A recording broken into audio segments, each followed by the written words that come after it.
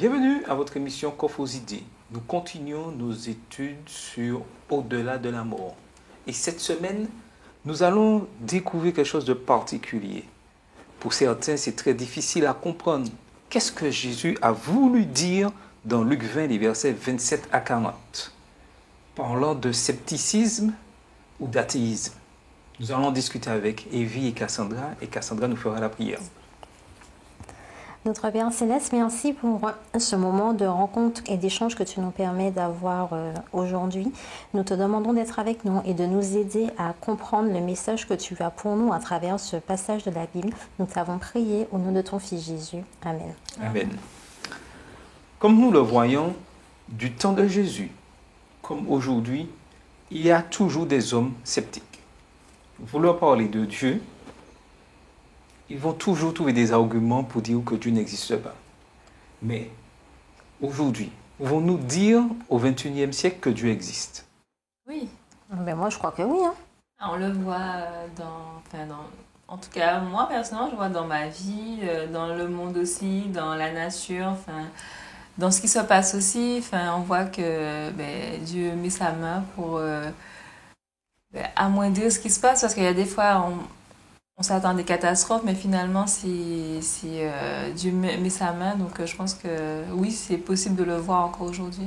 Après, je pense que, pour essayer de comprendre un peu finalement ces personnes, il y a souvent des personnes qui vont parler de puissance qui a agi ou de telle autre chose, parce que finalement, si on vous dit que l'on voit Dieu qui agit, c'est parce qu'on croit à Dieu, mais en réalité, nous, on n'a jamais clairement vu Dieu. Donc, tout ce auquel on croit, en fait, c'est par rapport à ce que nous avons lu dans la Bible et à notre foi. Tout à fait.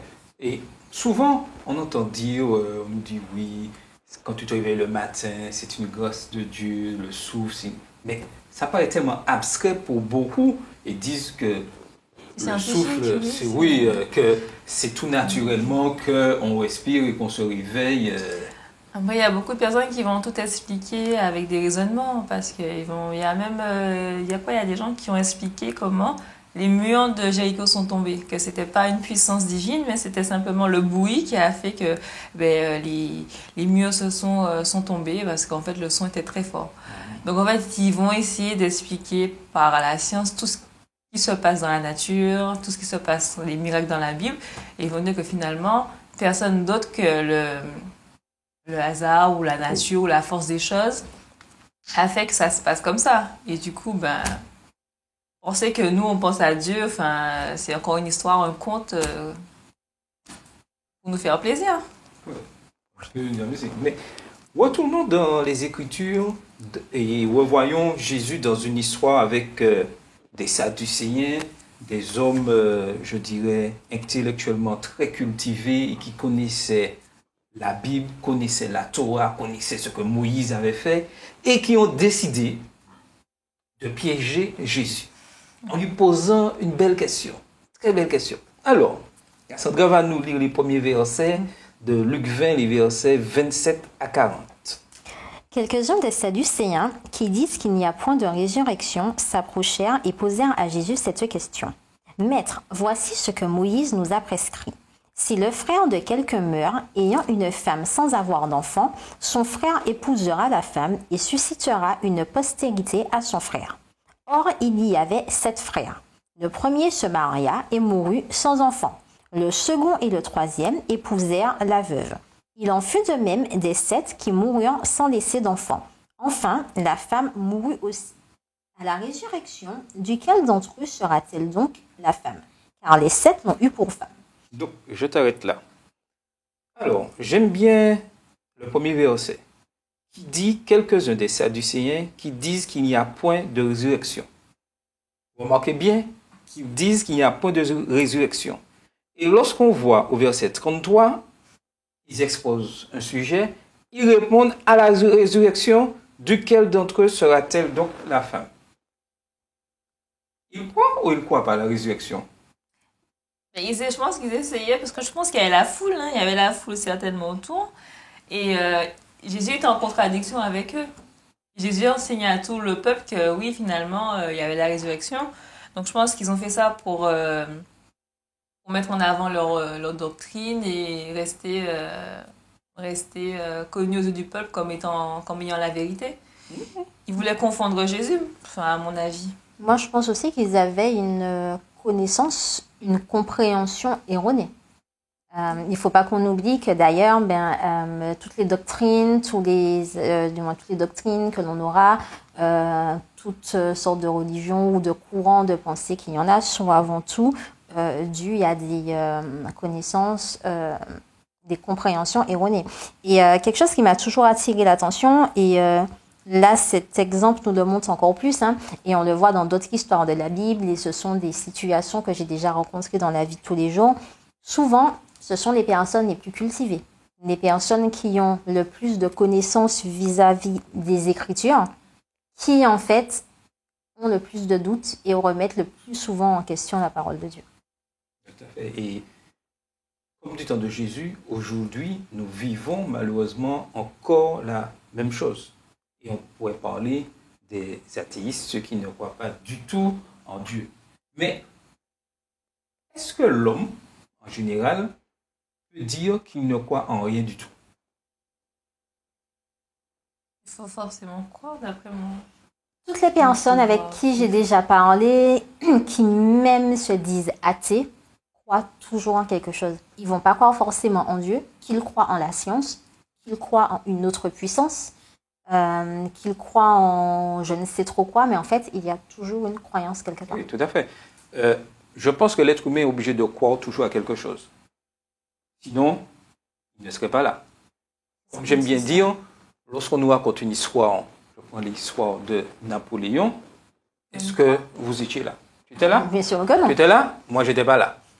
Et pourtant, on croit. Et pourtant, on croit tout ce qui est écrit. Et on se dit, c'est écrit, donc si c'est écrit, c'est parole d'évangile. Mais donc pourquoi on ne va pas croire la parole de Dieu? C'est qu'on fait confiance aux personnes qui nous le disent.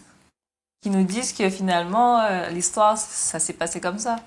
Et comme ce sont les institutions en qui on a confiance, donc c'est eux qui ont la vérité. Donc c'est aussi une éducation. Depuis qu'on est petit, on nous a dit que la connaissance est dans les livres, dans certains livres, surtout à l'école. Donc si à l'école on nous apprend ça, c'est que c'est vrai. Oui, tout à fait. Nous sommes appelés toujours à croire. Je prends notre exemple. Lorsque nous avons pris naissance, qui se rappelle de sa naissance? Et puis déjà, même quand tu vois les photos de toi, on va pas se mentir, la photo de 3 bébés à ta naissance, on aura beau dire oui, là, les traits de un tel, c'est pas vrai, d'accord? On va pas se mentir. Par contre, tu diras que c'est toi parce qu'on t'aura dit que c'est toi. Oui, qu'on t'aura montré par A plus B sur la photo que c'est toi. Voilà, ce sont des preuves en fait qui, en fait, avec notre raisonnement, on se dit oui, ça peut être vrai. Mais même si on se dit ça peut être vrai, il y a toujours une marge qui pourrait être fausse. Donc en fait, on fait le choix de prendre la marge du vrai et pas celle qui pourrait être fausse en fait. Et comme nous avons un ennemi qui cherche toujours à nous tromper, donc nous ne sommes pas à l'abri, je dirais, de recevoir et d'accepter certaines erreurs. Et ce qui me manque dans ce texte-là aussi, c'est qu'en fait, les Sadducéens ne croient pas à la résurrection. Et je pense qu'ils n'ont pas envie de croire non plus parce qu'ils n'ont pas cherché à questionner Jésus dans le sens où, explique-nous, pour toi, qu'est-ce que la résurrection? Ils ont cherché une histoire un peu alambiquée, je dirais, où il y a quand même... quand je lis ça, je me dis, waouh, ils ont cherché longtemps pour trouver une histoire pareille. Clairement. Et en fait, je crois qu'ils ont mis de l'énergie, en fait, pour pouvoir dire qu'ils ne veulent pas croire, au lieu de mettre de l'énergie dans le fait de savoir pourquoi on pourrait croire. Tout à fait. Et pour t'éclairer, Madame White dit dans le livre Jésus-Christ, au chapitre 66, page 747, elle dit « Les Sadducéens rejetaient la résurrection pour 2 raisons. Premièrement, ils estimaient que la résurrection était contraire aux principes scientifiques observables, s'appuyant sur ce qu'ils appelaient une science. Ils prétendaient qu'il était impossible qu'un corps mort revienne à la vie. » De nos jours, il y a beaucoup de personnes qui pensent comme ça. Bien évidemment, c'est bien pour ça que tu as des gens qui vont se permettre d'incinérer, d'aller jeter des cendres dans la mer, qui vont te dire qu'on peut faire du compost avec le corps humain maintenant et planter des arbres. Vous riez, mais ça se fait aux États-Unis, sachez-le. finalement, on voit bien la dérive. Mais ce que je trouve bien, si je peux me permettre, c'est quand on continue un peu la lecture de ce texte, quand on commence à lire à partir du verset 34 qui nous dit « Jésus leur répondit, les enfants de ce siècle prennent des femmes et des maris. Mais ceux qui seront trouvés dignes d'avoir part au siècle à venir et à la résurrection des morts ne prendront ni femme ni mari. Car ils ne pourront plus mourir parce qu'ils seront semblables aux anges et qu'ils seront fils de Dieu, étant fils de la résurrection. » Je m'arrête à ce niveau-là. Ce que je trouve beau, en fait, c'est que, bon, au-delà des paroles de ce texte, mais c'est surtout que Jésus, à aucun moment, il ne se laisse déstabiliser par les Sadducéens qui apportent finalement une croyance qui est complètement erronée.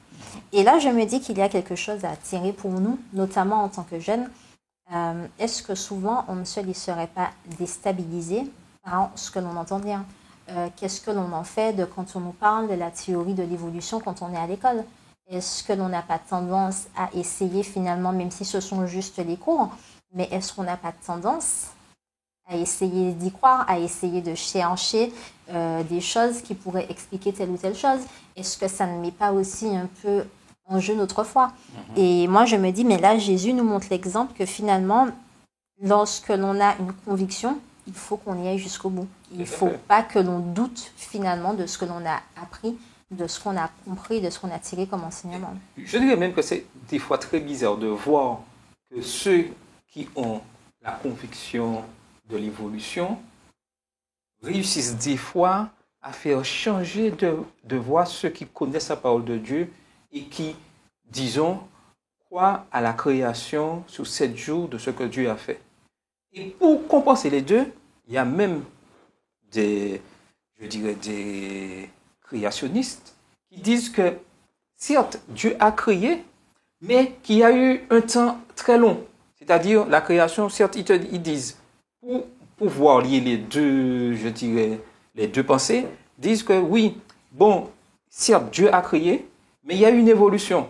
C'est-à-dire, le premier jour a duré, comme la parole dit, un jour est égal à 1000 ans. Disons que le premier jour a duré 1000 ans. Et ainsi de suite, ainsi de suite, ainsi de suite.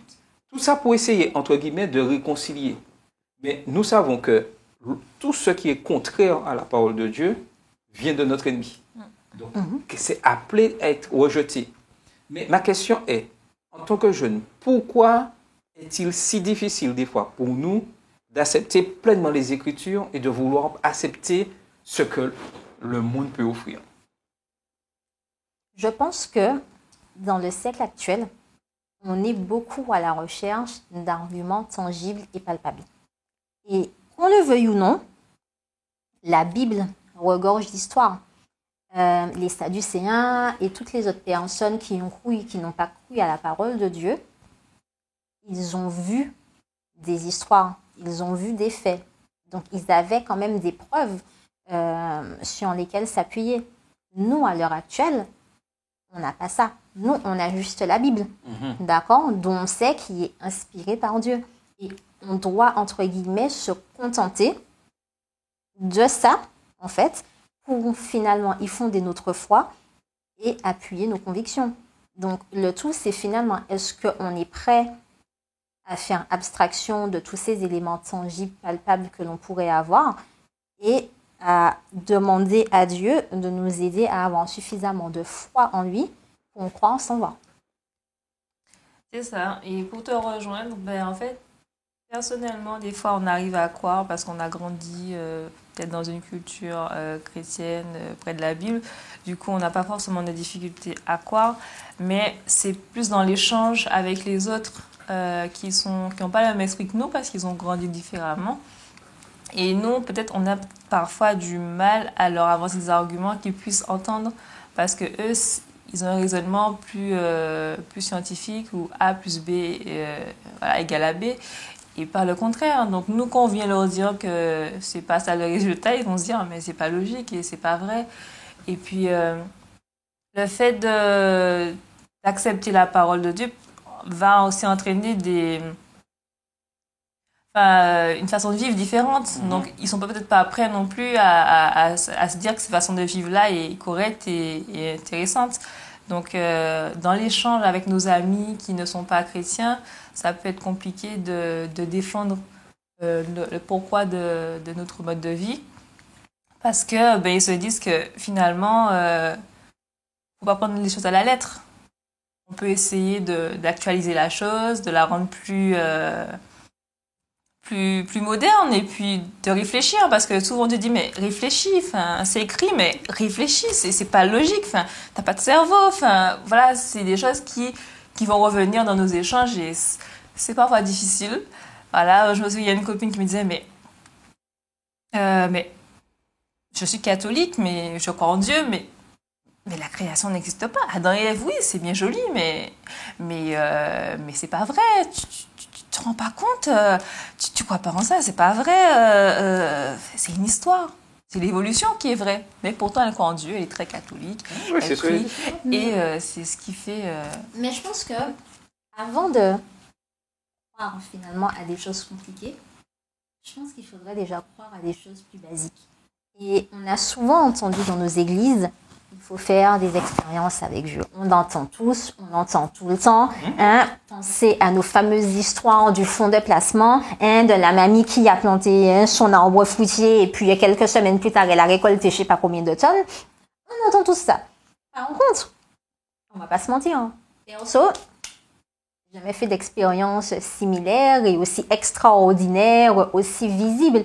Mais quand on prend le temps d'analyser notre vie, et ce ne sont pas forcément des choses que l'on verra tout de suite parce qu'on ne va pas forcément se rendre compte que ce sont des expériences que l'on fait avec Dieu, mais souvent sur des petites choses a posteriori, on est obligé de reconnaître que Dieu met la main. Ne serait-ce que lorsque l'on prend la voiture, ça m'est déjà arrivé de devoir freiner brusquement parce que la voiture qui était juste devant moi avait freiné. Et en fait, de me dire, mais j'aurai jamais le temps de freiner assez et de voir que ma voiture s'arrête à 2 millimètres près de la voiture qui est juste devant moi. Mais quand tu vois ça, tu te dis, mais si ce n'est pas Dieu, c'est qui en fait? Qui aurait pu permettre ce genre de choses?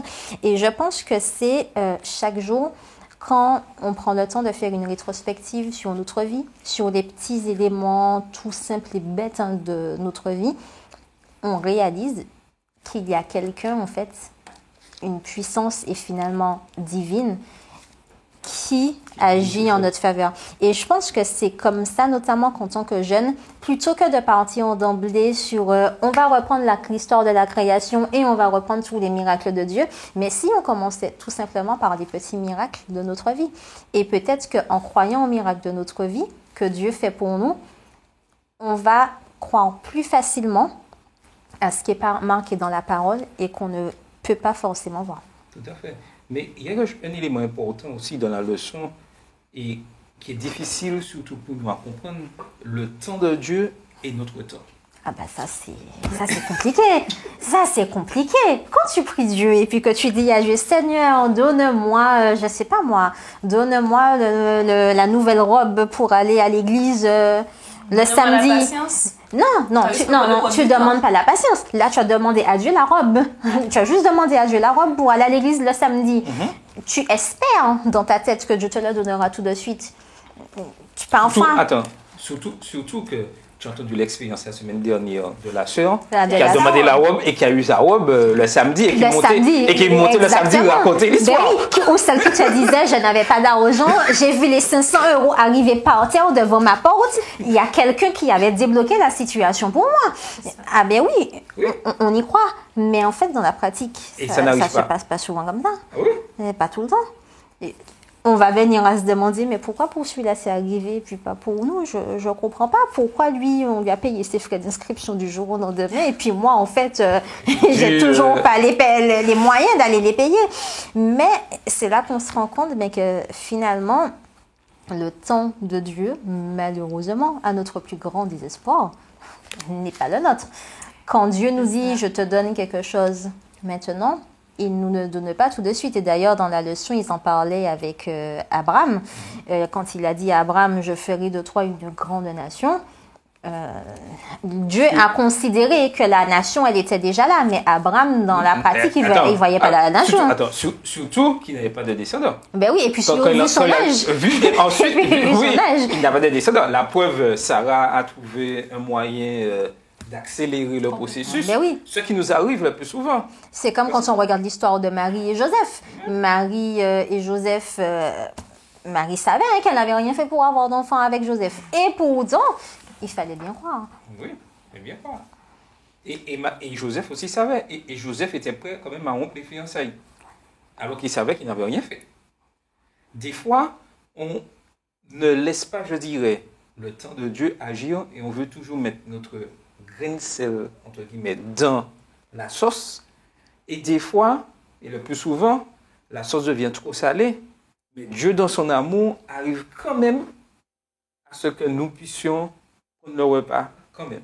Mais au travers de ces expériences-là qu'on fait, qu'on apprend en fait, parce qu'on va se dire, oui, mince, j'ai pas eu ma robe, mince, j'ai pas eu ci, j'ai pas eu ça. Et à force, en fait, de demander et de pas avoir, tout de suite ou pas comme on veut, je pense qu'on finit par se dire, ok, c'est pas comme ça que ça fonctionne. Parce qu'en fait, c'est pas comme ça que ça fonctionne, mais c'est par l'expérience, parce que même si la sœur a dit qu'elle a eu sa robe, c'est seulement moi c'est quand je vais faire l'expérience que je saurai comment Dieu agit, en fait. C'est pas quand elle va me dire ou que je vais lire, c'est quand je vais le vivre. Mais plusieurs choses, il faut pas oublier que Dieu ne répond pas à chacun de la même manière. Déjà, c'est pas parce qu'il a donné la robe à la sœur qu'il va me donner forcément la robe, parce que Dieu, déjà, il va nous donner des choses selon ce qu'il estime comme étant bon pour nous. Et puis l'autre chose, pour revenir au temps, Dieu seul est maître du temps. De la même manière que l'on est conscient que ce n'est pas nous qui décidons du jour où nous allons mourir, que c'est Dieu finalement qui décide, il faut qu'on soit conscient, mais que pour tous les éléments de notre vie, c'est Dieu qui va décider. Et que tu dis que oui, on n'a pas eu telle et telle chose. En fait, c'est pas qu'on n'a pas eu. Dedans, il y a deux phénomènes, si je puis me permettre le terme. Premièrement, c'est que parfois, ce qu'on a demandé, c'est parce que Dieu veut pour nous. Il a quelque chose de meilleur, mais en fait, on est tellement obstiné à vouloir quelque chose qu'on ne se rend pas compte de ce qu'il a pour nous. Et puis, l'autre chose, peut-être que ce n'est juste pas le bon moment. S'il sait qu'en fait, il va nous donner la robe-là, qu'on va la mettre ce samedi-là, mais qu'en fait, il se rend compte qu'il y a un super événement à l'église 3 semaines plus tard et qu'on aura absolument besoin de cette robe-là, tu penses bien qu'il ne va pas te la donner le premier samedi. Il va attendre le deuxième ou le troisième samedi pour être sûr que tu puisses l'avoir. Tout à fait. Mais ça, on ne peut pas savoir. Dans notre tête, on ne l'a pas eu, c'est ça en fait. Dans notre tête, j'ai demandé ça, je ne l'ai pas eu. Ce samedi-là, mais en fait, c'est notre conception de le départ qui n'est pas bonne. Il faut qu'on puisse demander à Dieu de nous permettre d'avoir de lâcher prise en fait à ce niveau. Et c'est ça notre problème le plus souvent. D'attendre. Oui, mais ça, c'est finalement la patience. Et je reconnais, je suis la première à le reconnaître, mais je pense que c'est quelque chose qui s'expérimente. C'est Dieu qui fait le travail. Il veut nous apprendre la patience, il veut nous apprendre plein de choses parce que par rapport aux expériences qu'on fait, il ne veut pas juste nous donner plein de trucs, Dieu veut nous transformer, c'est son objectif final. Donc forcément, il va faire en sorte de gérer les choses pour qu'en fait, à la fin, on ait le caractère semblable à lui. Donc même si on prie, on demande des choses, ce qu'il veut, c'est notre sanctification, c'est qu'on arrive au salut. Donc par tous les moyens, de toute façon, que ce soit pour pouvoir nous... Et cette histoire d'Abraham, d'Abraham avec Sarah, est là pour nous montrer les conséquences que peuvent avoir nos mauvaises décisions, notre impatience finalement, et notre volonté à toujours vouloir ajouter un grain de sel. Et je pense qu'au travers de ces histoires, même si, comme on l'a dit depuis le début, ce n'est pas forcément facile de croire sans avoir expérimenté, mais... ces histoires, ne serait-ce qu'en les lisant, c'est quand même un petit grain que l'on plante quelque part dans notre cerveau, dans notre cœur, pour se dire, mais en fait, regarde, attention, pour Abraham, Dieu avait prévu quelque chose. Regarde bien, Sarah a essayé de faire, regarde ce que ça a amené finalement comme conséquence. Par contre, regarde comment Dieu l'a béni après. Donc, si finalement Abraham avait eu cette foi en Dieu, avec Sarah, tu vois, et cette patience d'attendre que Dieu accomplisse ce qu'il avait dit, il n'y aurait peut-être pas eu toutes ces conséquences. Et nous, nous vivons encore aujourd'hui. Exactement. Et nous, en fait, on doit en prendre de la graine et essayer au maximum d'éviter toutes les conséquences délétères qu'on pourrait avoir par notre comportement. Tu sais, c'est comme le roi où Dieu avait dit qu'il devait mourir et qui a demandé ah oui, une supplication, oui, je veux vivre encore, un signe, et Dieu lui a donné ce signe-là. Mais malheureusement, quel était le bénéfice qu'il a eu du supplément de vie qu'il a reçu? Pour le coup, là, Dieu l'a écouté. Oui, Dieu l'a écouté, mais il a perdu son salut. C'est ça. Et s'il était mort au moment que Dieu lui avait dit, il aurait eu son salut. Il aurait vécu éternellement. Et là, oui, juste pour faire comprendre que lorsque Dieu nous dit quelque chose, il faut que nous puissions comprendre qu'il sait. Ce qu'il dit. Il sait l'avenir, il était là dès le commencement, il sait. Donc, il est important de se laisser guider par lui. Bien qu'aujourd'hui, ce n'est pas évident. On aime avoir le contrôle sur toute chose, savoir qu'est-ce que demain va nous réserver. Là, mais il est important, comme nous dit la sœur White dans le livre manuscrit inédit, si vous vous êtes consacré au service de Dieu, inutile de vous inquiéter du lendemain. Celui dont vous êtes le serviteur connaît la fin dès le commencement. Les événements de demain, invisibles à nos yeux, sont présents à ceux du Tout-Puissant. Mais comme dit le verset, ne vous inquiétez donc de rien, à chaque jour suffit sa peine. Tout à fait. Il faut qu'on puisse... Mais je reconnais que ce n'est pas forcément évident, parce qu'on a toujours tendance à vouloir maîtriser à la perfection ce que l'on va faire dans la journée, comment on va organiser telle chose, à se dire mais pourquoi je ne suis pas arrivée plus tôt à tel endroit, mais mince alors je voulais partir plus tôt. Mais combien de fois ça nous est déjà arrivé de se dire, d'être énervé parce qu'on voulait partir, arriver plus tôt, et puis ensuite quand on regarde les informations, on apprend qu'il y a eu un accident sur le chemin que l'on devait prendre. Finalement, si Dieu nous avait laissé faire comme on l'aurait voulu, peut-être que ça nous aurait pris notre vie. Donc, je pense qu'il faut qu'on puisse demander à Dieu de nous aider chaque jour, parce que c'est un travail de longue haleine, de nous aider chaque jour à lâcher prise petit à petit, à lui faire confiance jusqu'au bout, à avoir cette patience d'attendre. Et puis, je pense autre chose que j'essaye de demander à Dieu chaque jour, mais c'est surtout que mon temps soit en accord avec son temps. Tout à fait. Et un dernier passage, toujours de Mme White, de Conseil à l'Église, et ça, c'est un message pour chacun de nous, chaque jeune, dans le temps que nous vivons, le moment où nous voyons beaucoup de personnes mourir, passer par la tombe, et on souffre énormément. Elle dit dans Conseil à l'Église, au chapitre 54, page 246, « Dieu connaît la fin d'une chose dès son commencement. Il lit dans le cœur de tous les hommes et n'ignore pas les secrets de chaque âme.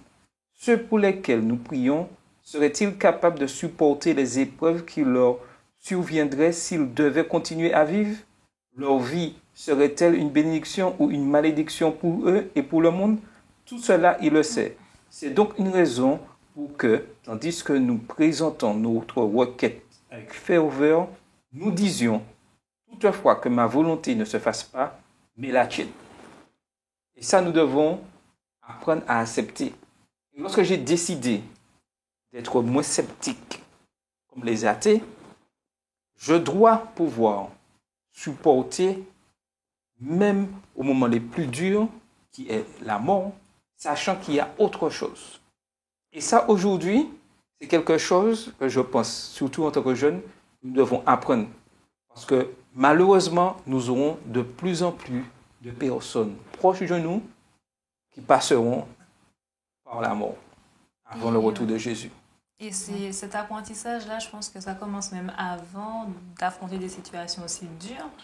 Parce que si on n'a pas pris l'habitude d'accepter les petites déceptions, mais quand on aura cette grande déception, on ne va pas accepter non plus. Donc je pense que faut s'y faire en fait. Il ne faut pas se rebeller contre une situation.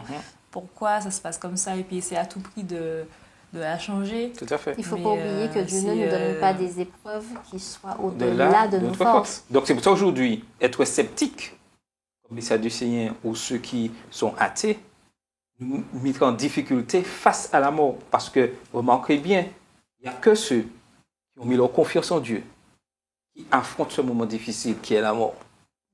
Ça révèle en fait la solidité de la relation qu'on a avec Dieu. Parce que si elle est déjà branlante, ben là, c'est complètement. Mais comme j'aimais dire, c'est quelque casser. chose qui se construit. C'est pas parce qu'elle était branlante aujourd'hui qu'elle le sera demain et qu'elle le sera après-demain. Tout à fait. Elle va pas devenir inébranlable du jour au lendemain. Mais je crois que, comme tous ces passages nous le rappellent, c'est un travail de longue haleine et Dieu attend juste de nous, en fait, qu'on lui demande de le laisser travailler à travers nous pour qu'on puisse y arriver. Donc, le souhait de Dieu, c'est que nous puissions lui faire confiance tout le temps, même lorsque la mort survient de manière inopportune, pouvoir rester ferme dans la parole de Dieu. C'était votre émission Coffre aux idées.